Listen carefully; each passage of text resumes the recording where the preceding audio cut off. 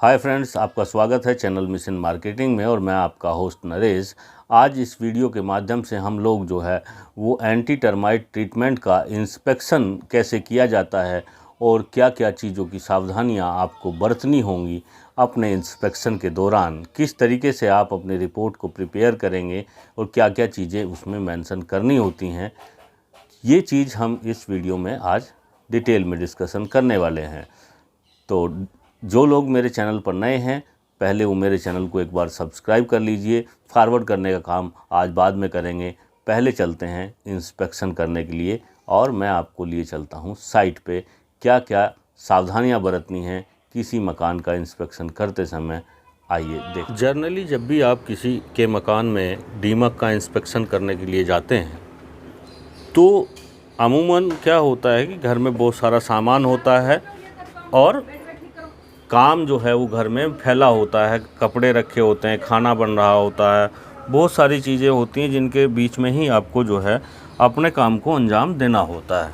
तो जब भी आप किसी के मकान में जाते हैं और देखते हैं तो जिस तरीके से ये जो है बिजली के पैनल वगैरह हैं, एक तो इनको आपको चेक करना होता है कि इनमें जो है अक्सर दीमक जो है वो अपने घर बनाए रहती है। तो इस तरीके से ये पैनल लगे होते हैं। आजकल बहुत सारी जगह जो है वो अंडरग्राउंड फिटिंग्स आ गई हैं। इन सभी चीज़ों का आपको निरीक्षण करना होता है।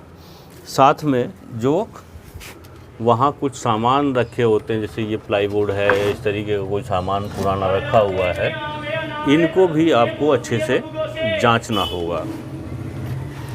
इनको जांचने से आपको अगर मिट्टी के निशान वगैरह मिल जाते हैं तो वहाँ भी आप देखें।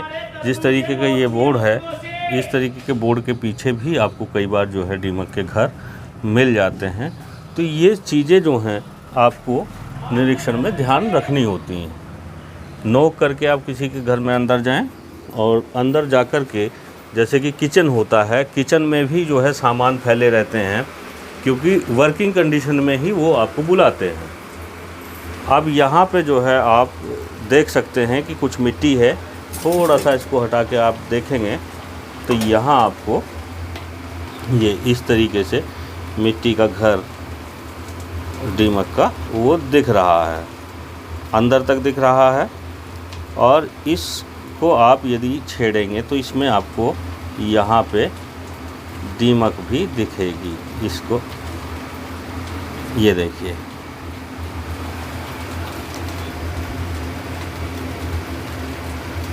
हमने इसको जैसे ही जो है तोड़ा है, यहाँ दीमक आपको लाइव देखने के लिए मिल गई है। और इसको थोड़ा देखते हैं, चाकू की मदद से इसको ऐसे करके आप थोड़ा सा ये कर दीजिए तो आप देख पाएंगे यहाँ से जो है दीमक निकल करके वो भाग रही है। इसी तरीके से आपको निरीक्षण करना है और ये दिखाना भी होता है कि देखिए कि किस तरीके से दीमक निकल रही है। अभी घर के और दूसरे कुछ हिस्सों में भी हम जाने की कोशिश करेंगे। और यहाँ जैसे कि जो है ये अलमारी बनी हुई है, इसमें भी हम लोग देखेंगे जा कर के। अक्सर इन छिपी हुई जगहों में ही ये देखिए आप सामने ही जो है वो अच्छे से देख पा रहे हैं। और ये इधर ऊपर पैनल को जो है काफ़ी अच्छे से दीमक लगी हुई है। साथ में वहाँ पे भी जो है दीमक के निशान आ रहे हैं। ये पुराना कुछ सामान रखा हुआ है, इस सामान में भी दीमक लगी हुई है। ये बोर्ड्स हैं, इनको दीमक ने कुतरा हुआ है। तो इस तरीके की जो पुरानी अलमारी हैं या फिर जो है वो ऐसी जगहें घर में होती हैं जिनका कम यूज़ होता है, डेली वहाँ साफ़ सफाई नहीं होती है, उन जगह आपको इस तरीके से दीमक मिलेगी। घर में कई बार क्या होता है कि सीलन वगैरह को दूर करने के लिए कुछ पैनल वगैरह लगाए जाते हैं और इस तरीके से ये पैनल लगे होते हैं। ये आप देख पा रहे हैं, ये पैनल यहाँ से हिला हुआ है और इनके पीछे भी जो है इस तरीके से ये इस तरीके से ये पैनल के पीछे जो है वो नमी को रोकने के लिए पैनल लगाए जाते हैं, लेकिन इनके पीछे भी जो है दीमक आ जाती है।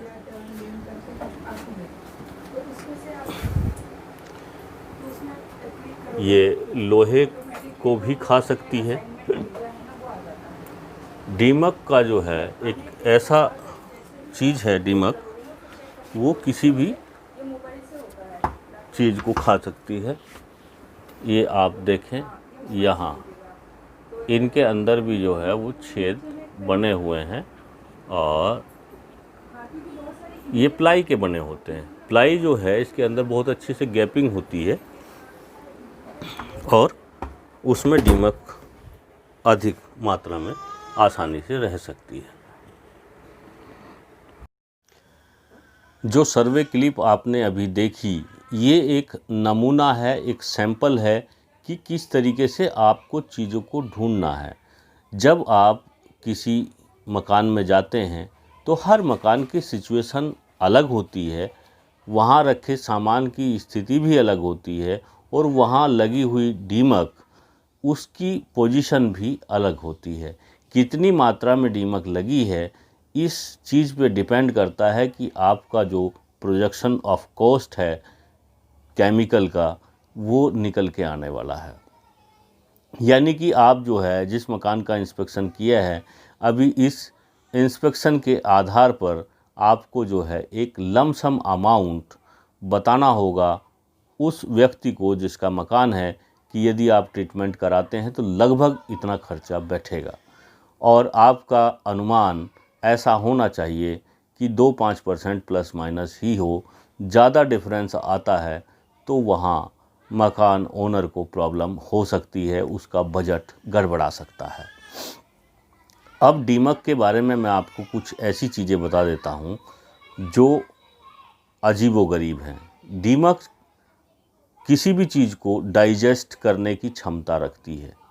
इवन आप लोहे और कांच की बात करें तो दीमक उसको भी चाट चाट करके खा सकती है, उसको भी डाइजेस्ट कर सकती है। शायद ये आपको अभी तक नहीं पता होगा, ये एक फैक्ट है। वो केवल जो है सेलुलोज वाली चीज़ों को ही नहीं, बाकी जो भी चीज़ उसको मिल जाए उसको खा सकती है। जो बेड बॉक्स होते हैं उनके अंदर कपड़े रखे होते हैं, उन कपड़ों को दीमक कुतर के खा जाती है। कई बार तो ऐसा भी होता है कि जो सेठ साहूकार होते हैं वो एक हाइड अलमारी जो है या फिर उसको लोकर बोलिए, वो मकानों में तैयार करवा लेते हैं और वो ज़्यादातर जो है दीवारों में या बॉक्स में या किसी टाइल्स के पीछे इस तरीके से खुफिया जगह उनको बनाया जाता है।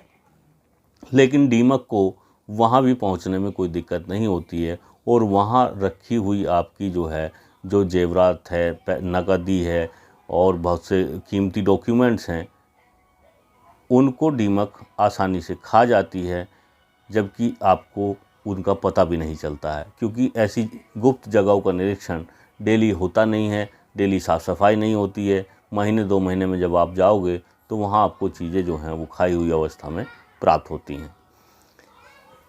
ऐसी सभी जगह आप जो हैं स्वयं निरीक्षण कर लें, पेस्ट कंट्रोलर से कराने की आवश्यकता नहीं है, लेकिन उसको खाली करके वहाँ ट्रीटमेंट की आवश्यकता है। जितने प्लाईबोर्ड होते हैं, प्लाईबोर्ड जो है वो आसान टारगेट होता है, क्योंकि उसमें खोखलापन होता है, उसमें खाली जगह भी होती है और दीमक को घर बनाने में आसानी भी रहती है। वहाँ पे भी होता है, जितने भी पैनल्स वगैरह अगर दीवार पे आपने एक्स्ट्रा चिपकाए हुए हैं उनको भी ध्यान से एक बार आप चेक कर लें। जहाँ जहाँ इनके मिट्टी के घर बने हैं, सबसे पहले वो मिट्टी के घरों को आप डिस्ट्रॉय करें, उसको झाड़ू करें और जो भी मटेरियल है उसको एक जगह इकट्ठा करें, उस पर भी ट्रीटमेंट करें, क्योंकि उस मटेरियल के साथ में जो दीमक गई है वो फिर घूम फिर के वापस आने वाली है। वहाँ भी आपको जो है वो करना होगा और उसके बाद जो आपकी पूरी प्रोसेस है केमिकल ट्रीटमेंट वाली, उसको आप करिए अच्छे से, पूरी डोज लगा करके करिए। कई बार जो है आप आधी अधूरी डोज लगा देते हैं और 1 महीने बाद दीमक लौट आती है, वैसा नहीं करना है। आपको केमिकल पूर्ण मात्रा में लगाना है। जहां आपको दीमक दिख रही है वहां तो आपको ट्रीटमेंट करना ही है, और जहां नहीं दिख रही है उस घर में वहां भी आपको ड्रिल करनी है। क्यों? क्योंकि वो एक बार आ चुकी है और आपको हर जगह दिखेगी नहीं, लेकिन अंडरग्राउंड वो अपना काम कर रही होती है।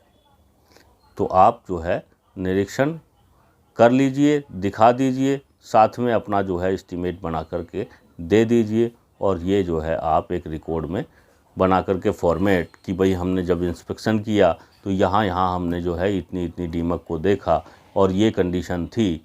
क्योंकि जब आप वारंटी सर्टिफिकेट इशू करेंगे उसको 1 साल 2 साल का, और वहाँ कोई इशू आएगा तो उस समय वो रिपोर्ट आपके काम आएगी कि वास्तविक स्थिति ये थी और आज की वास्तविक स्थिति ये है।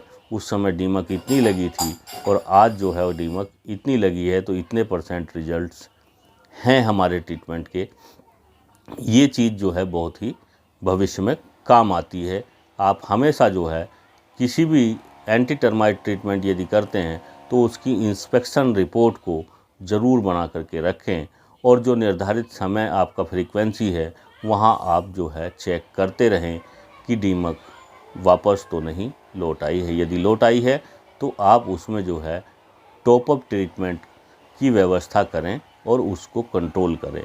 अन्यथा दीमक के ट्रीटमेंट में फेल्योर आपके नाम को ख़राब कर सकता है, आपके ग्राहक को नाखुश कर सकता है, और भविष्य में आपका बिजनेस कहीं दूसरी एजेंसी में शिफ्ट हो सकता है। तो दीमक के निरीक्षण में इन सब चीज़ों का आपको विशेष ध्यान रखना है, और ऐसे ही हम बहुत सारी वीडियो आपके लिए लाते रहते हैं। तो इसी बात पे एक लाइक तो बनता है और साथ में एक शेयर भी। धन्यवाद।